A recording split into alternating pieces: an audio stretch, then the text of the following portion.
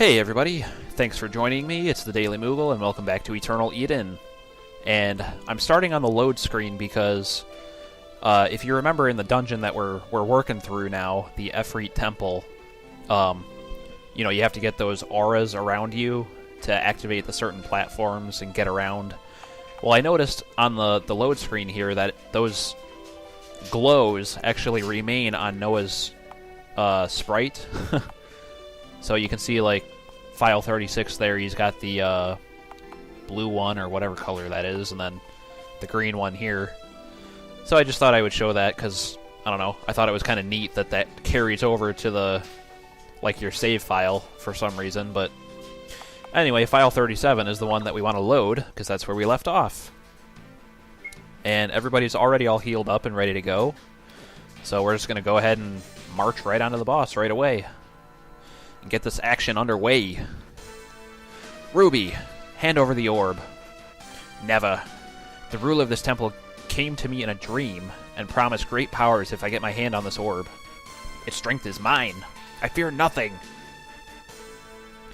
Yeah, actually that line is important because of our theory about the orbs, where in the last video we watched a cutscene where the characters basically explained their theory about how, Ruby wants the Orb of Courage because he doesn't have any courage of his own.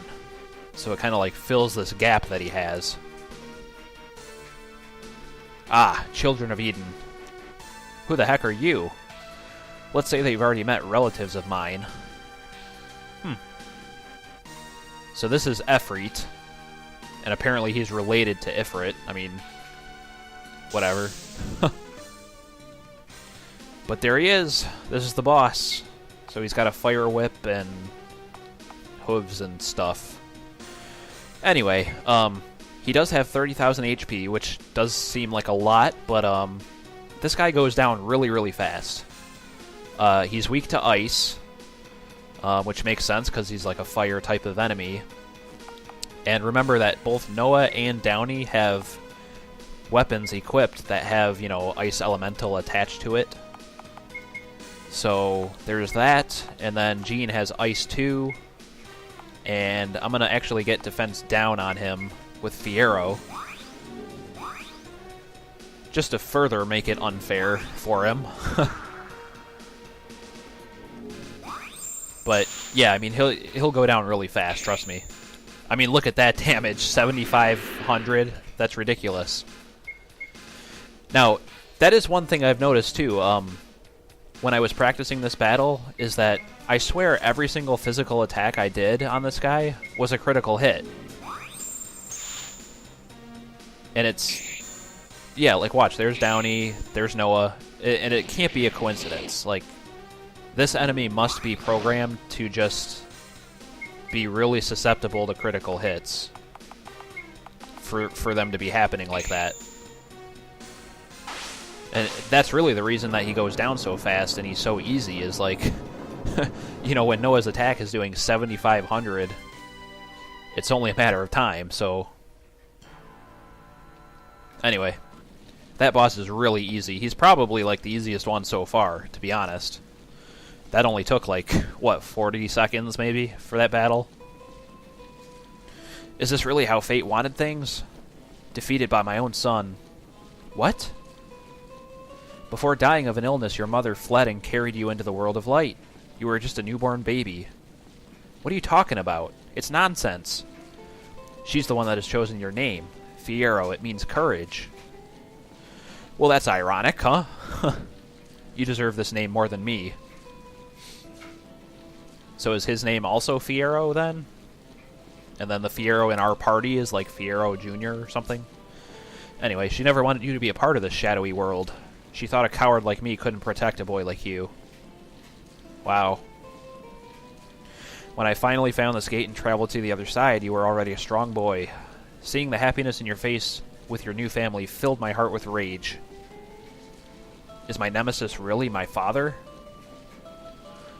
Man, this got Star Wars written all over it, doesn't it? Luke. Yeah, okay. Part of me is living through your courage.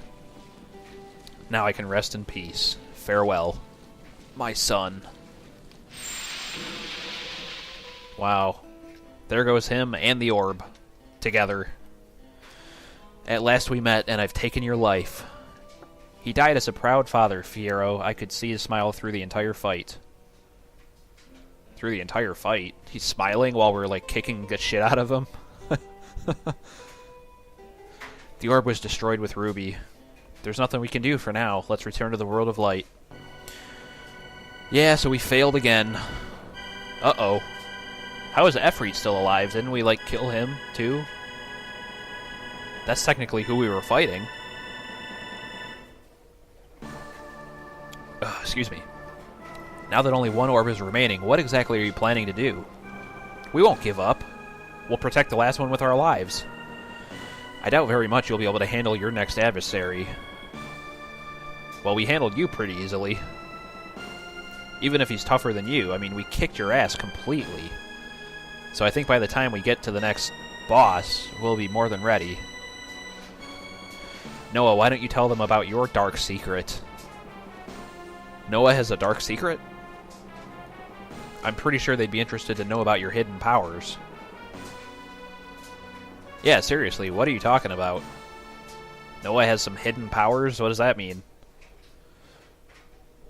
Excuse me. So we almost had to fight Efreet again, and then Efreet comes in and is going to save us, I guess. It's our duty to send you back to Sheol. Where is that? Is like that where all the bad spirits go? They get all locked up. Oh, they're going to take us back to the world of light. Well, that's nice. That'll save some time. We failed again. Yeah, no kidding. I won't hide my disappointment. The destruction of the Orb of Courage will lead to catastrophic disasters.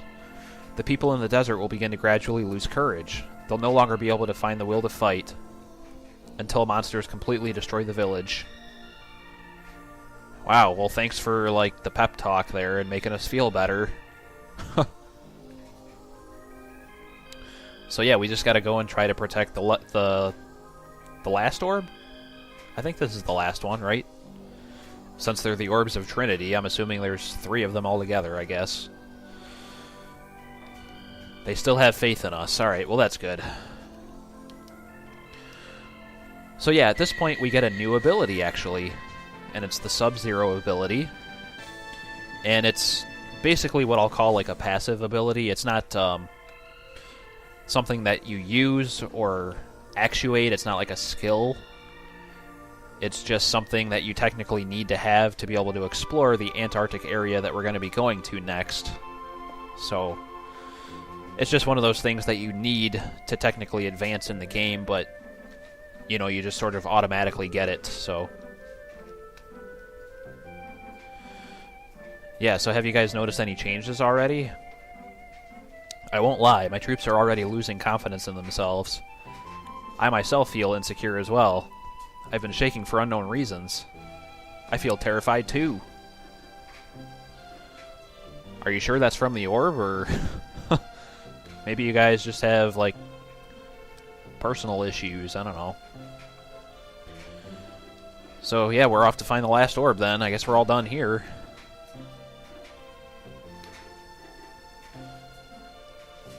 Oh, but Fiero is going to come with us.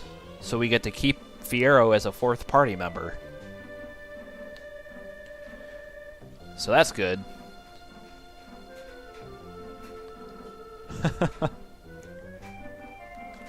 Oh my god, he's still under the impression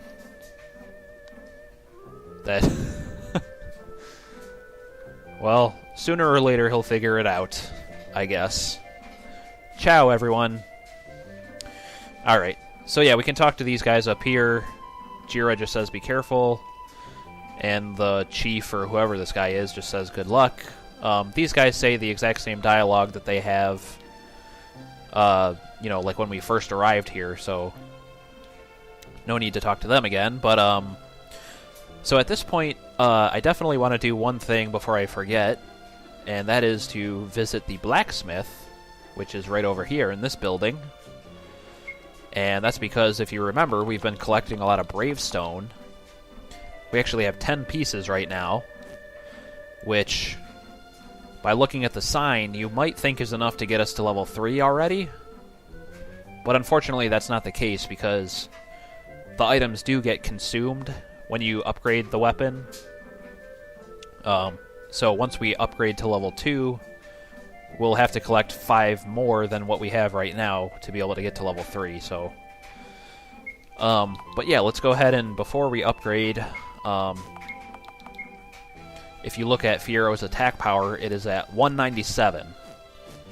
And let's go ahead and do the upgrade, and then we'll be able to see basically how much of an upgrade it actually is. So all you gotta do is talk to this guy, and he does it for you. And, so yeah, it went from 197 up to 212, so that's a 15 attack power increase. So it helps a little bit. It's not a huge jump, but, you know, it definitely helps. And then, yeah, if you go ahead and look at our Bravestone count, like I said, we are back down to 5 now, so when we collect 5 more, we'll come back here and upgrade again. So now that that's out of the way, I may as well go and hit the inn, but before we advance the plot, I actually want to go ahead and take a break and do a little bit more bounty hunting and probably turtle hunting as well. So from here, what I'll do is I'll just meet you guys back in the world of Shadow at Gideon's place so that we can go ahead and release some more spirits that we can go ahead and hunt down. So I'll see you in a second. Alright, and here we are. And let's go ahead and talk to Gideon, because it turns out that since the last time we've been here, we actually reached a new rank. So he's going to give us a gladiator sword. Excuse me, which is a very good sword for Noah. It's actually 1 less attack power than the ice brand that I have on him right now, but you'll see that basically the special thing about the gladiator sword is that it raises the rate that you get critical hits, which is really, really nice, because critical hits basically double the damage that you do, so definitely worth it. Now we have 3 new keys since our last visit, so let's go ahead and use the Tropic key here. And we're going to release an Ahriman and a Gigas turtle. Now, the Gigas turtle enemy, oddly enough, we're going to go ahead and fight on Turtle Island. And that's actually how you find the Gigas turtle as well. Because if you remember, well, I guess I can just show it real quick, because you can use hunting license number 1 to show our progress. And yeah, the one Gigas turtle that you can find, well, that's how you find it, is by defeating the Gigas turtle, you know, enemy that we just released. So the 2 side quests are actually tied together in that way. And yeah, here's the Efreet key that we just got in the last dungeon. So we release a Kate Sith and a massive dragon. How massive, you might ask? I don't know. I guess we'll find out one day. So, but it turns out the first 2 foes that we can hunt down are really not too far away. The first one is right up here in this cave. If you remember, this is called the Mars Cave. And yeah, right up in the screen right here is our first one. Now, this enemy that it is, you definitely want to equip the Master Ring on Noah. And the reason for that is, well, I guess I'll introduce the enemy here. It's an imp. The only attack that this guy uses is, it's called Devil's Game. But it doesn't. What it does is it does no damage, but it casts Confuse on all of your party. So what would happen if you don't have protection against that on anybody is they would just completely kill each other, and you can't do anything about it. You literally just sit here and watch your party annihilate itself. So I'm hoping I'll be able to get through this you know, with only Noah having that protection, because I think that's really the only accessory I have that does that right now. So, I mean, yeah, we're just going to kind of see how this goes here.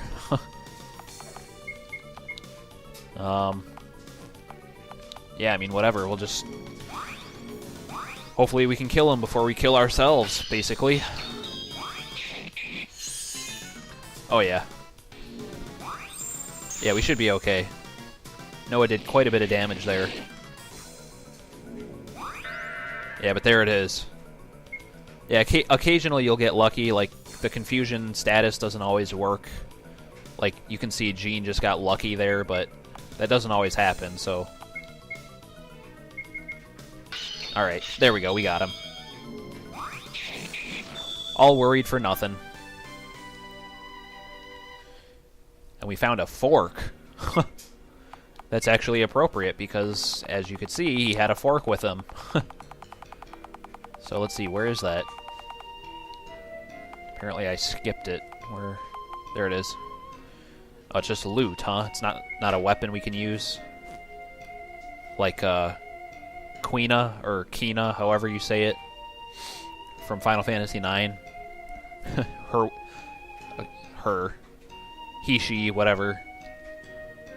Her weapon was a giant fork.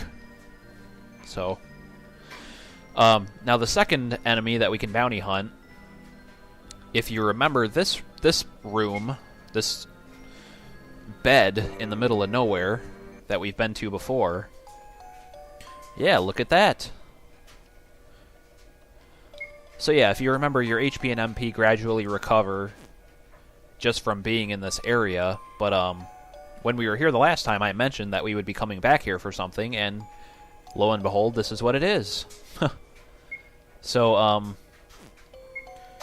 I think this enemy uses some status ailments as well. I think this enemy uses maybe sleep on you. I guess that would make sense, since we're in like a dream, weird sleep kind of state. Just to be safe, I'll leave the Master Ring on Noah. So, anyway, let's take him out. This enemy is called Nightmare, which again is kind of appropriate since we're in like a sleep thing here. But let's just go ahead and take him out. Shouldn't be too much trouble at all. Oh, you know what? No, I remember the trick to this now. This is another enemy that it doesn't seem like it, but this enemy has pretty good evasion. So it's pretty similar to the whatever those enemies were in the Star Tropics area. The flying fish. That's not what they were called, but I'm calling them flying fish. Where they only had 500 HP, but you could never hit the damn things. Yeah. But apparently this battle isn't that bad. So, there you go. We took him out. So to find the next enemy... I think I'm going to meet you guys there, because we're going to have to go back to the World of Light. So let me just meet you guys back there, and I'll show off the next enemy. Okay, folks, the next enemy that we want to kill is nearby.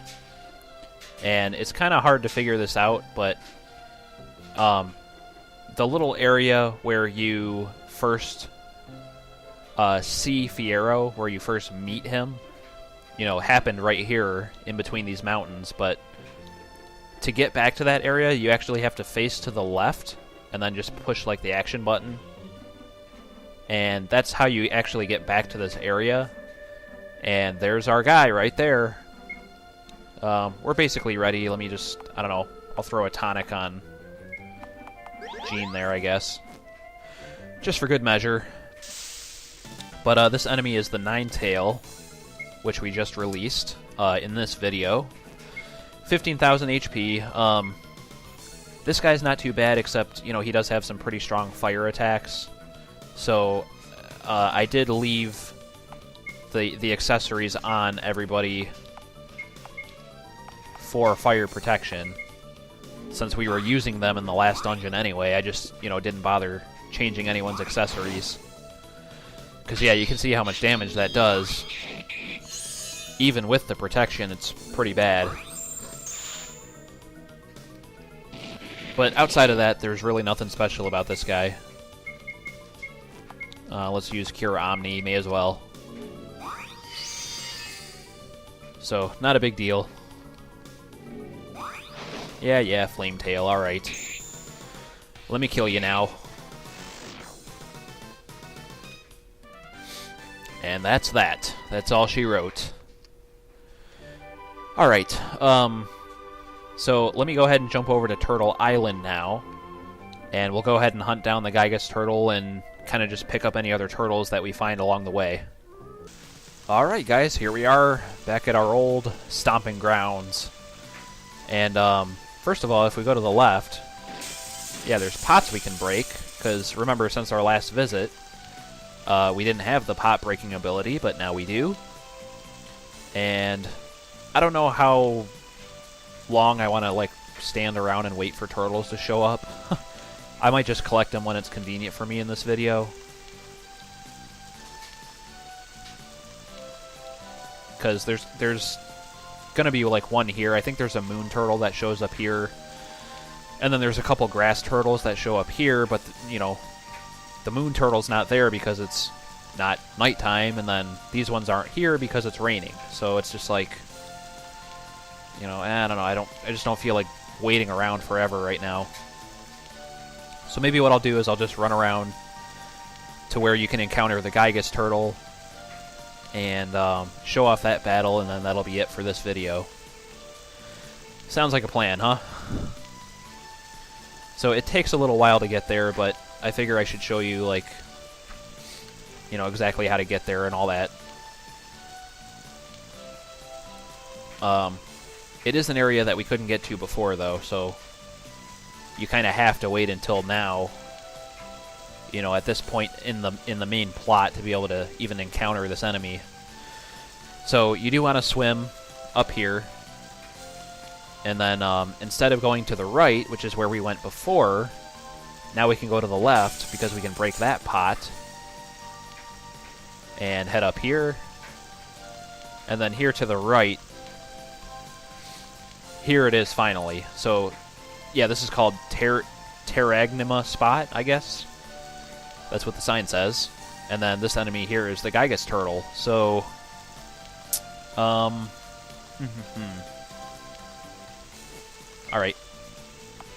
Yeah, we should heal up a little bit, maybe. There is a trick to beating this guy. And basically what it is two things. He's susceptible to poison, because look at how much HP he has. He has a lot. He also has extremely high defense, so your physical attacks and even your magic really doesn't do that much damage. It'll be really, really tough to beat him in just like a straight-on, you know, head-on fight. So the way that you want to do this is he's susceptible to poison, and then also blind. So you want to try to get both of those things on him. Because what poison does, I probably haven't explained this yet, but poison is like a pretty bad status ailment in this game. It actually, yeah, as you can see right there, it actually does 10% of your max HP at the end of each round. So it's going to do 4,500 damage to this guy every round, and basically all you have to do is survive long enough for the poison to kill him, and that's how you win. Because, yeah, just look at how pathetic our damage is against this guy. Like, there's no way you could kill him other than this way, pretty much. Unless you just saved him for a lot later in the game when you're more powerful and all that stuff. And it's almost like I could just have everybody guard. But, I mean, you may as well do a little bit of extra damage, I guess. Just keep mashing the action button.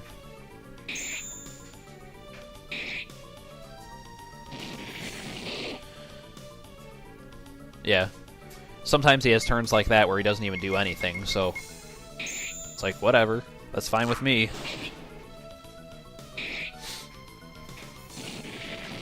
Oh, man. By the way, I had kind of a blonde moment. I actually tried recording this entire episode before, and I swear to God I clicked, the start button on my video recording software, but apparently I didn't. And I basically went through the whole video, and I didn't record any of it. So I figure that's something that happens to everybody at least once. But God, that was just so frustrating, because I went through the whole thing and, did my commentary, and it was just useless, so I'll probably never do that again, just because it's so frustrating when you do that. You just have to redo the whole thing. But there you go, we finally got him. Poison got him. And there you go. He drops the Gigas turtle right away. You don't even have to, pick him up. He's just automatically in your inventory. He should be right down here. Yep. A baby breed from a gigantic turtle. Alright, guys. So, we'll collect our reward for killing all of these enemies in the next video. I'm just going to go ahead and save here. And, I will see you guys next time. Thanks for watching. This is the Daily Moogle. And, again, I'll see you next time. Bye-bye.